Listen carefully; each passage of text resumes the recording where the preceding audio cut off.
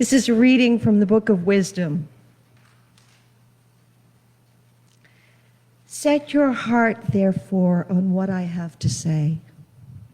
Listen with a will, and you will be instructed. Wisdom is brilliant. She never fades. By those who love her, she is readily seen. By those who seek her, she is readily found. She anticipates those who desire her by making herself known first. Whoever gets up early to seek her will have no trouble, but will find her sitting at the door. Meditating on her is understanding in its perfect form, and anyone keeping awake for her will soon be free from care. For she herself searches everywhere for those who are worthy of her, benevolently appearing to them on their ways, anticipating their every thought.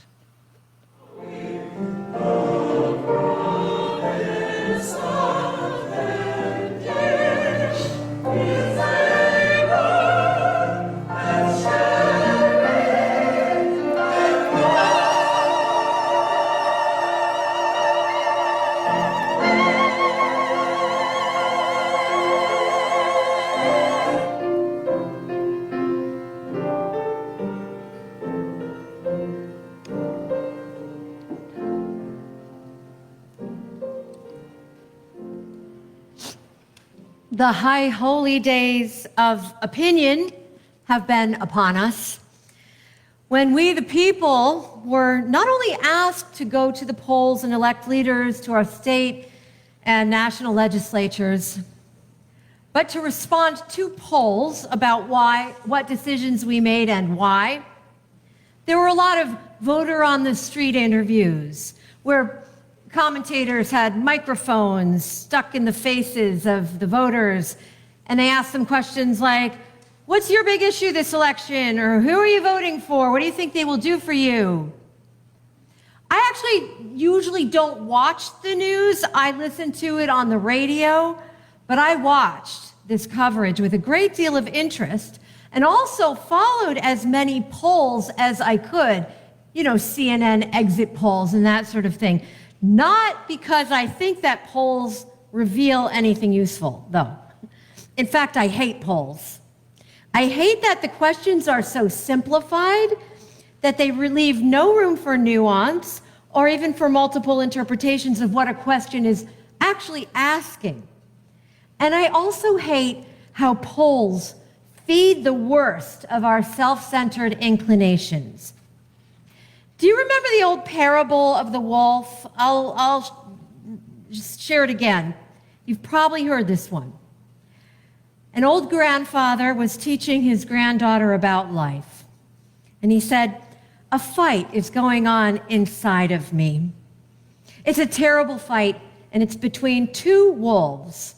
One is evil. That wolf is angry, envious, regretful, greedy, arrogant, self-pitying, guilty, resentful, has an inferiority complex, is a liar, has false pride, and a whole bunch of ego. But, he continued, the other one is a good wolf. That wolf is joy, peace, love, hope, serenity, humility, kindness, empathy, generosity, truth, compassion, and faith. The same fight, he said, is going on inside you, sweetheart, and it's going on inside every person you'll ever know. So the little child thought about this for a minute, and she said to her grandfather, which wolf is going to win the fight? And he replied, the one you feed. So this is what kept me watching all of those voter interviews, watching which wolf was winning in all of those people being interviewed. Every time someone responded to the question, who are you voting for, in a way that included the common good and an awareness that one was not just voting for one's own self-interest, but as a member of a society that is interconnected in complicated ways, I cheered. Yay, thank you for feeding that good wolf. If we have voted responsibly, we have taken in a tremendous amount of information in recent months, and that's an ethical approach to participating in a democracy. It's also an ethical approach to engaging in community of all kinds. Healthy communities have a vibrant culture of communication and information sharing. Leaders of those communities create helpful, transparent communiques. Members read and respond and give their input, and it all works together to bond a people. If we don't get the memo or read the memo, chaos ensues. Information is a very important glue for our lives. It's important, but it's not everything. While machines can function fine on data alone, human beings can't. Not if we're going to do more than survive, and by that I mean a few of us survive. If we are to grow, if we are to evolve as a species, if we are to find creative possibilities that benefit our species and our planet, data alone, information alone cannot do it. There is a deeper well of intelligence and inspiration from which we can draw in order to inform the way we live our lives. And its traditional name in many religious traditions is wisdom. Wisdom is a quality. It is the inner possession of a few. It is a kind of a talent or life skill that can accumulate with age if one pursues it. As we just heard Chris read, wisdom is outside the door waiting, but we have to open that door. Wisdom will not just descend upon us and push her way into our consciousness. Information will do that, will bombard us. Wisdom will not. In the ancient Hebrew text that we heard earlier, probably written in the 1st century, and in this selection I'm just about to read from the book of Proverbs, wisdom is her own entity, out knocking on doors, a force that moves among communities of people and even rebukes us for being naive or avoiding her. So this is from the book of Proverbs. Listen to how snappy she is in this passage. Out in the open, wisdom calls aloud. She raises her voice in the public square. On top of the wall, she cries out. At the city gate, she makes her speech. How long will you who are simple love your simple ways? How long will mockers delight in mockery and fools hate knowledge? Repent at my rebuke. Man, she's really got an attitude. Then I will pour out my thoughts to you. I will make known to you my teachings. But since you refuse to listen when I call, and no one pays attention when I stretch out my hand, since you disregard all my advice and do not accept my rebuke, I in turn will laugh when disaster strikes you. I will mock when calamity overtakes you, when calamity overtakes you like a storm, when disaster sweeps over you like a whirlwind, when distress and trouble overwhelm you. And man, do you get like a little frisson of fear when you hear calamity overtakes you like a storm, disaster sweeps over you like a whirlwind? I'm thinking floods, I'm thinking hurricanes, right? So wisdom here is telling us she doesn't like to be ignored. But she's laughing at us in our calamity. That's a little bit harsh. It's a little tough for me to take. Don't know how you feel about it. But I am nevertheless drawn to that concept of wisdom because it's such a contrast to what I think comes to most of our minds when we think, what is wisdom? We think something quiet, calm. We think about reflection, interiority, and perhaps withdrawal from public life. Pondering rather than roaring around, giving speeches at the city gates. it makes me think, did we ever think about how much wisdom wants us? Wants you? One of the most important insights to be had here is that wisdom is not the possession of a few individuals who have earned it. Wisdom is a force of evolved consciousness that wants to be bestowed upon the collective.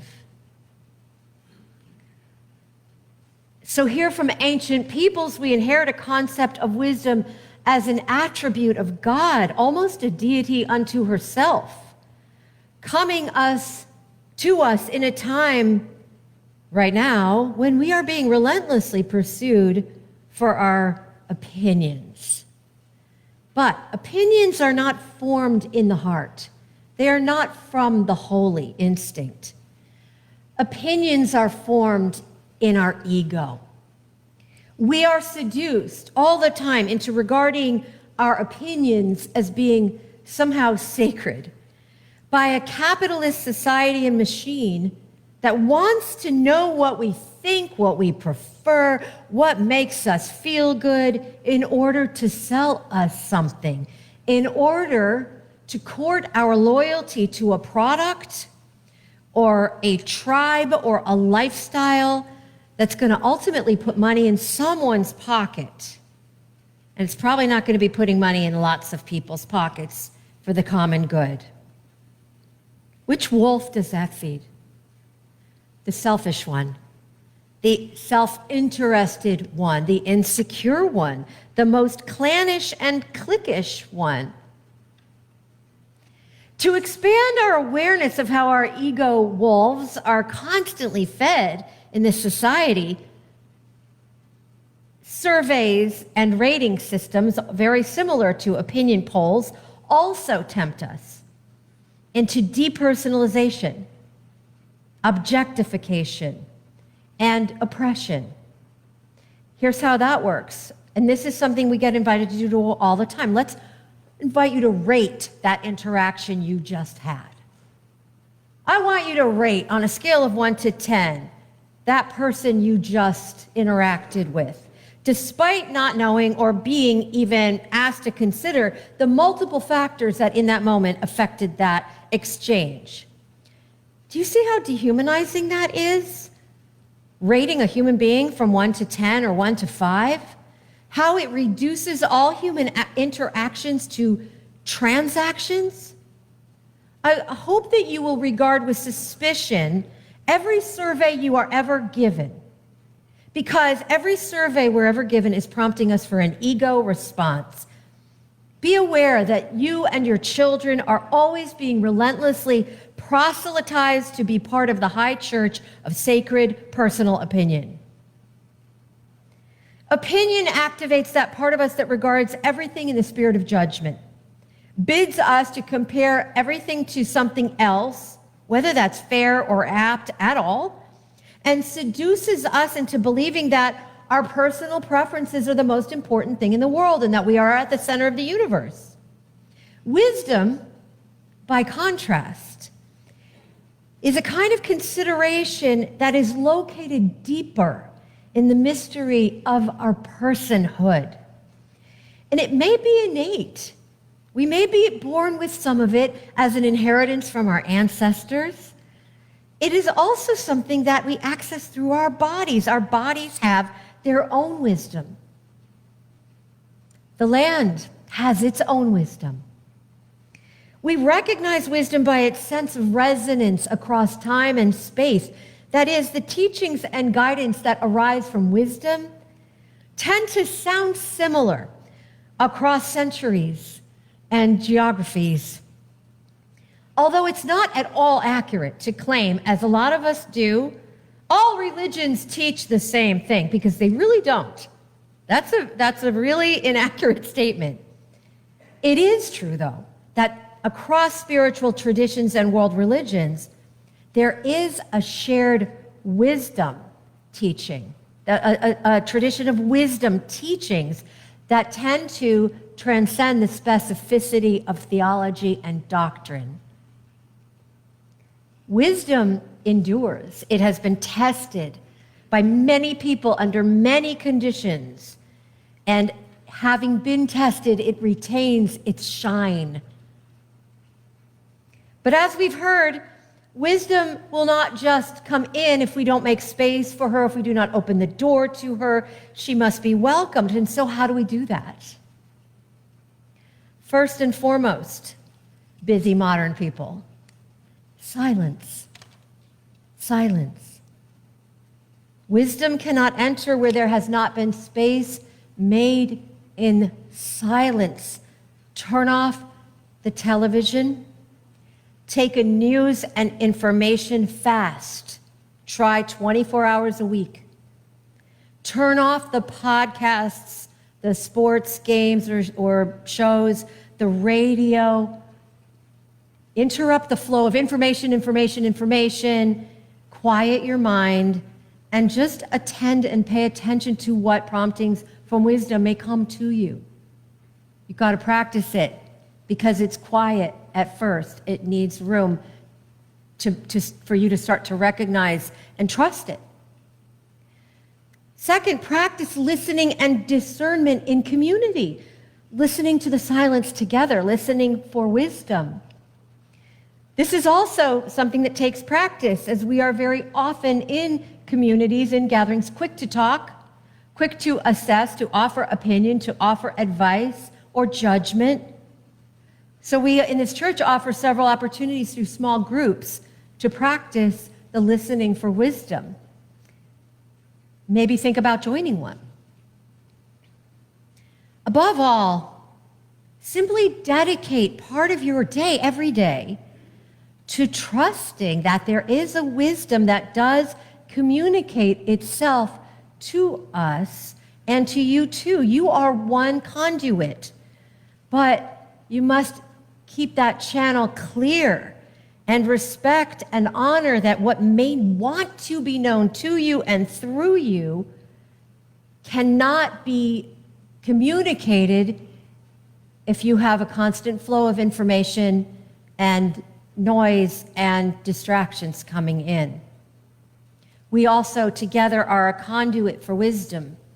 And you will find if you spend time with any little children, they're still connected to holy wisdom.